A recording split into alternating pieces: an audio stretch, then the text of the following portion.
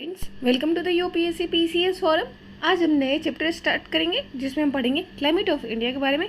इसके पहले मैं आपको बोलूँगी प्लीज़ फ्रेंड्स, अगर आपने चैनल को शेयर एंड सब्सक्राइब नहीं किया है तो चैनल को जरूर शेयर एंड सब्सक्राइब करें। कमेंट सेक्शन में बताना ना भूले वीडियो कैसा लगा आपको। साथ ही साथ आप हमारे Telegram channel UPSC PCS forum को भी ज्वाइन कर सकते हैं। वहाँ पे द हिंदू और इंडियन एक्सप्रेस के जो इंपॉर्टेंट न्यूज़ आर्टिकल्स होते हैं वो शेयर किए जाते हैं। चलिए स्टार्ट करते हैं आज क्लाइमेट ऑफ इंडिया से। और इसमें पहला क्वेश्चन है general feature of Indian climate के रिगार्डिंग, और देखते हैं क्या है ये। Which of the following statement is are correct with reference to Indian climate. तो यहाँ हमें बताना है कि इंडियन क्लाइमेट के रिगार्डिंग कौन सा स्टेटमेंट जो है वो करेक्ट है। तो पहले है Indian climate has been described as monsoon which is derived from the Arabic word मौसिम।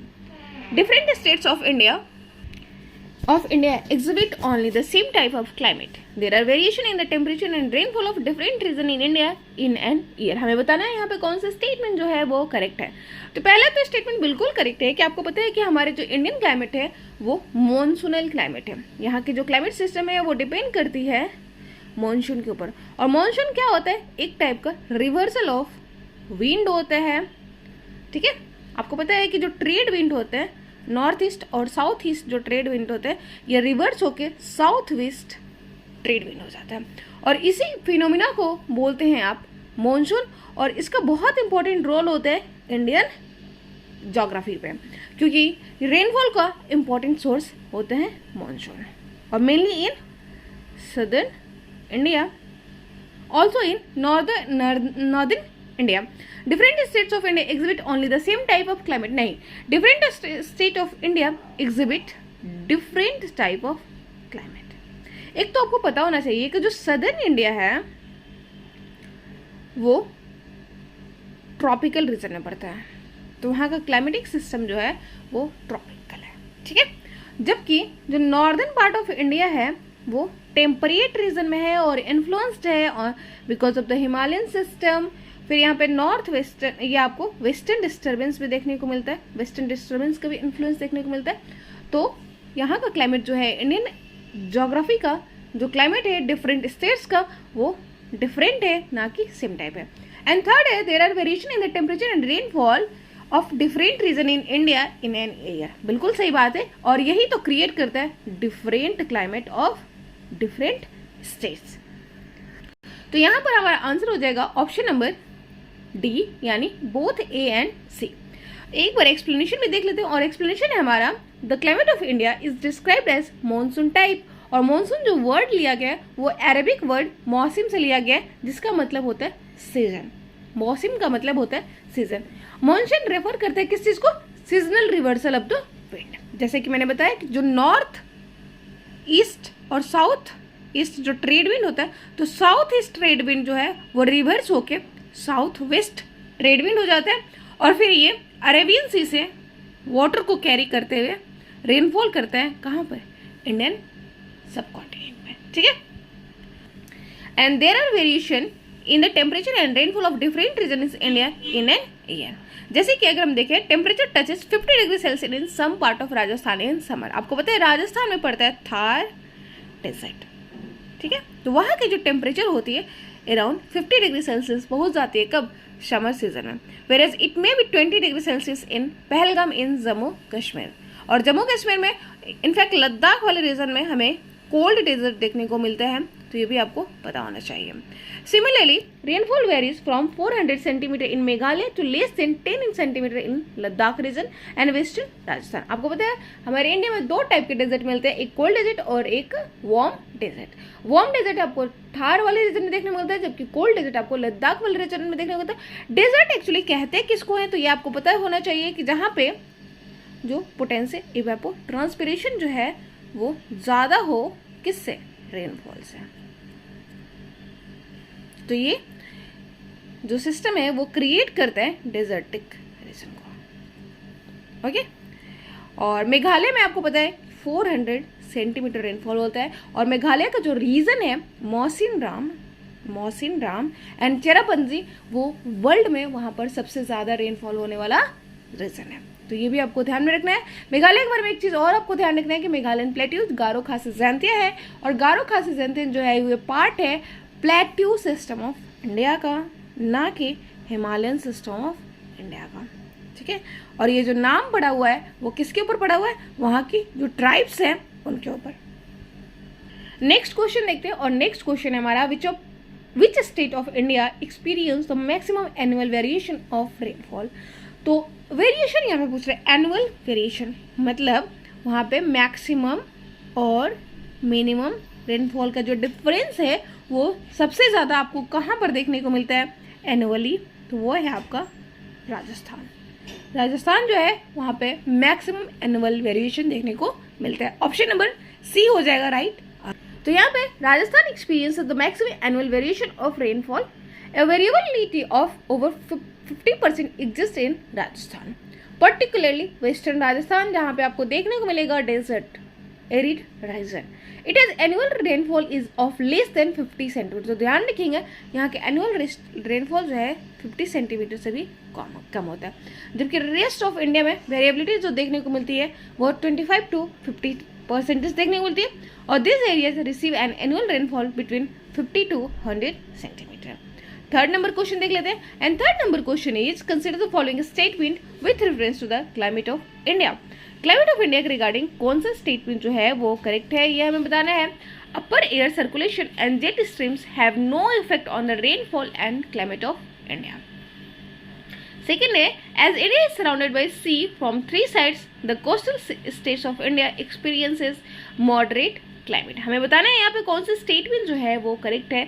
तो पहला स्टेटमेंट बिल्कुल इनकरेक्ट है, क्योंकि अपर एयर सर्कुलेशन और जेट स्ट्रीम का बहुत इंपॉर्टेंट रोल होता है। एक तो आपको वेस्टर्न डिस्टर्बेंस मेन का रोल होता है, दूसरा इसके बाद क्या होता है कि जो यहाँ पे साइक्लोनिक फिनोमेना होता है, तो जो जेट स्ट्रीम होता है और अपर एयर सर्कुलेशन होता है वो वाटर कैरी करते हुए कि कहाँ से, बे ऑफ बंगाल से इंडिया में क्या करते हैं, साइक्लोनिक रेनफॉल करते हैं। ठीक है, तो बिल्कुल पहले स्टेटमेंट हमारा हो जाता है इनकरेक्ट, क्योंकि अपर एयर सर्कुलेशन और जेट स्ट्रीम का इफेक्ट पड़ता है कहाँ पर, इंडिया में। सेकेंड है, as India is surrounded by sea from 3 sides the coastal states of India experiences moderate climate. ये बिल्कुल सही बात है। आपने फील किया होगा कि जो मुंबई होता है, मुंबई आपको पता है कोस्टल सिटी है, ठीक है, महाराष्ट्र में पड़ता है। महाराष्ट्र आपको पता है वेस्टर्न घाट का पार्ट है। ये आपको पता है कौन कौन सा कोस्टल स्टेट्स है, ये मैं पहले आपको बता देती हूँ। तो कोस्टल स्टेट में आपको एक निमोनिक से ध्यान में रखें, जी M G K T A O and W. और यहाँ पे आपको गुजरात, महाराष्ट्र, गोवा, कर्नाटका, केरला, तमिलनाडु, आंध्र प्रदेश, ओडिशा एंड वेस्ट बंगाल, ये सब आपके ईस्टर्न घाट के पार्ट है, एंड ये है आपके वेस्टर्न घाट के पार्ट। एग्जाम में डायरेक्टली यहाँ से भी क्वेश्चन हो सकता है। और कितने कोस्टल स्टेट्स हैं, तो बिल्कुल 9 कोस्टल स्टेट्स से। ध्यान रखेंगे हम स्टेट्स की बात करें, ना कि यूटीज की।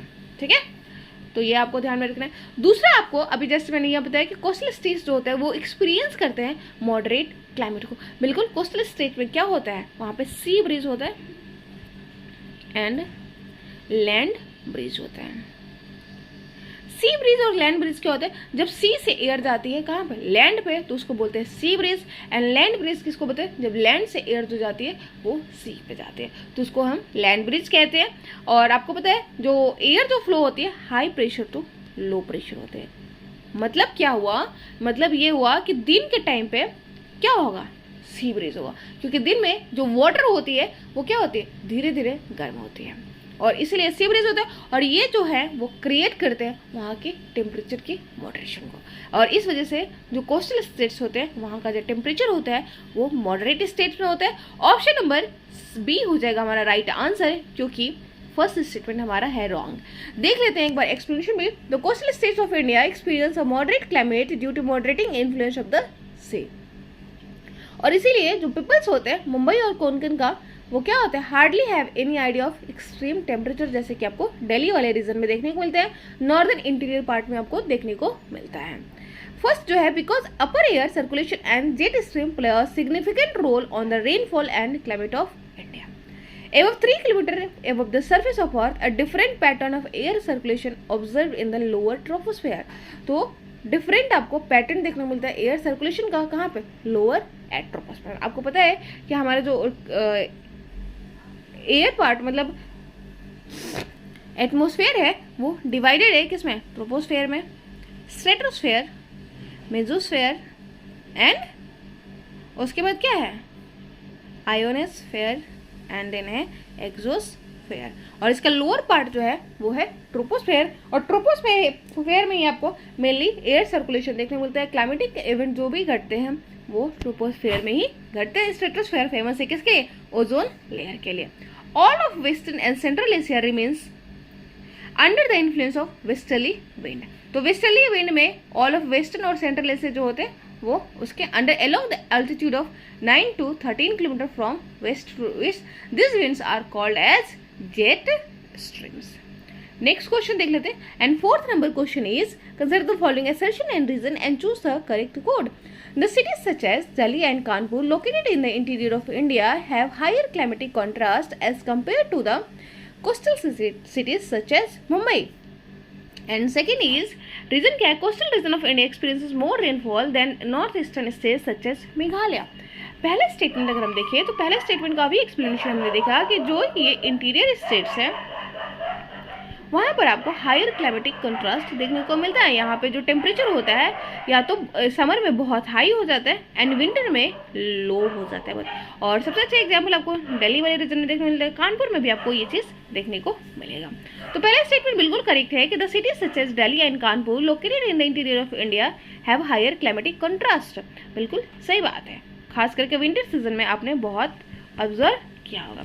सेकेंड इज समर में हाई समर यहाँ पे देखने को मिलता है। Coastal region of India experiences more rainfall than the north eastern states such as Meghalaya. नहीं, आपको पता है, अभी जस्ट मैंने बताया था पहले वाले क्वेश्चन में कि मेघालय में सबसे ज़्यादा रेनफॉल होता है अराउंड 400 सेंटीमीटर, ठीक है। और मेघालय के जो पार्ट हैं कुछ रीजन से जैसे कि चेरापंजी एंड मौशिनराम, वो वर्ल्ड में वहाँ पर सबसे ज़्यादा रेनफॉल होता है, ठीक है। तो इसीलिए सेकंड स्टेटमेंट जो हो जाता है हमारा इनकरेक्ट हो जाता है, फर्स्ट स्टेटमेंट हमारा करेक्ट हो जाता है। ऑप्शन नंबर सी हो जाता है हमारा राइट आंसर। एक बार एक्सप्लेनेशन भी देख लेते हैं। The cities such as Delhi and Kanpur located in the interior of India have higher climatic contrast as compare to the coastal cities such as Mumbai. It is because the coastal cities have an equable climate. हमने देखा था कि coastal cities में आपको क्या देखने मिला, moderation देखने को मिलता है क्लाइमेट का, ठीक है। वहाँ पर ना तो बहुत ज़्यादा गर्मी होती है ना तो बहुत ज़्यादा ठंड होते हैं। There is not much variation in temperature throughout the year. North eastern states such as Meghalaya experiences more rainfall than the coastal region. और सम पार्ट्स ऑफ जो होता है खासी और जयंतिया हिल्स जिसके बारे में हमने डिस्कस कर लिया है, रेनफॉल एक्सीड कर देता है 1000 सेंटीमीटर, ठीक है। नेक्स्ट देखते हैं, और यहाँ पे दिया हुआ है चेरापंजी और माशिनराम जो कि खासी हिल्स में देखने को मिलते हैं, वो रिसीव करते हैं 1080 centimetre rainfall in the year. Next question देख लेते हैं। And fifth number question is the north western region of India are influenced by dry continental air mass during the winter season. Which of the following region is the source of this dry continental air mass affecting India. हमें बताना है यहाँ पे कौन सा statement जो है वो होगा करेक्ट। तो पहला स्टेटमेंट जो है वो आपका साइबेरिया है, then central Asia, Mongolia and China. तो नॉर्थ वेस्टर्न जो रीजन है इंडिया का वो dry continental air mass face करता है विंटर सीजन में। तो वो किसकी वजह से होता है, तो वो एक्चुअली होता है सेंट्रल एशिया से। सेंट्रल एशिया से विंड जो आपको पता है कि विंटर में क्या होता है, अपवर्ड मूवमेंट नहीं होता है, डाउनवर्ड मूवमेंट होता है, साउथवर्ड मूवमेंट होता है किसका, सन का। और साउथवर्ड मूवमेंट होता है तो उसकी वजह से क्या होता है कि जो सेंट्रल एशिया वाला रीजन है वो सोर्स बन जाता है किसका, ड्राई कॉन्टिनेंटल एयर मास का। और यहीं से जो एयर होती है वो ब्लो करके इंडिया पहुंचती है और इंडिया में क्रिएट करती है dry continental air mass. These continental winds come in contact with the trade winds over northwestern India. However, the position of this contact zone is not stable. Occasionally, it may shift its position as far as east of the Middle Ganga Valley, and as a result, whole of the northwestern and northern India up to Middle Ganga Valley come under the influence of dry northwestern winds. Next question देख लेते हैं। 6th number question है हमारा, which of the following statement is correct with reference to the mechanism of wind in the upper atmosphere during the winter. तो इनमें से कौन सा स्टेटमेंट जो है वो करेक्ट है regarding the upper atmosphere, winds in the upper atmosphere winter season में। पहला है the trade winds blow in the upper atmosphere 3 kilometre above the earth surface. Second है westerly jet stream blow parallel to the Tibetan highland, which results in its bifurcation into two branches. And third is cyclonic storms bring rainfall in the northwestern parts of the India. हमें बताना है यहाँ पे कौन सा statement जो है वो करेक्ट है। तो यहाँ पे पहला स्टेटमेंट जो है वो इनकरेक्ट है, क्योंकि ये बोल रहा है कि trade winds blow in the upper atmosphere 3 kilometre above the earth surface. ये आपका यहाँ पे रॉन्ग हो जाता है, ठीक है, क्योंकि ये जो फ्लो करता है आपका ट्रेड विंड वो नियर द अर्थ सरफेस होता है, नियर द अर्थ सरफेस होता है। इसीलिए फर्स्ट स्टेटमेंट जो हो जाता है वो हमारा रॉन्ग हो जाता है।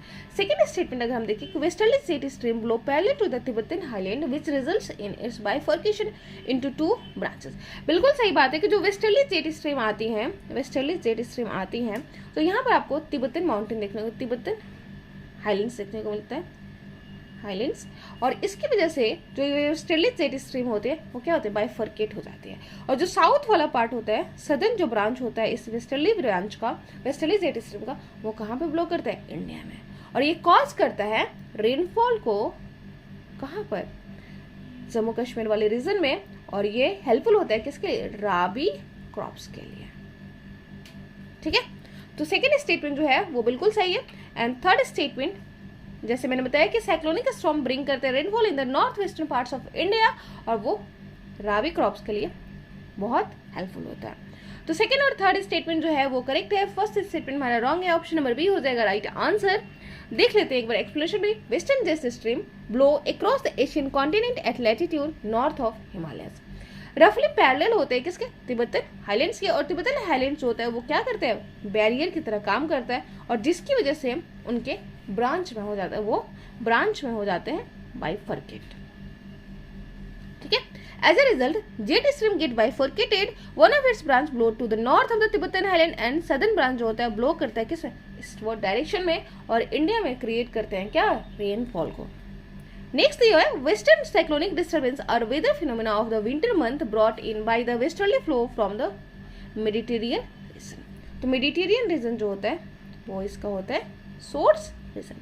They usually influence the weather of the north and northwestern region of the India, and cyclonic storms brings rainfall in the northwestern part of the India. And first statement हमने देखा था कि जो ट्रेड विंड्स होती है वो blow करती है कहाँ पे, closer to the earth surface that blow from east to west, east to west इनका ब्लो होता है नियर द इक्वेटोरियल रीजन। तो आज के लिए इतना ही, नेक्स्ट क्लास में हम पढ़ेंगे इंडियन मॉनसून के बारे में। Thank you so much, bye.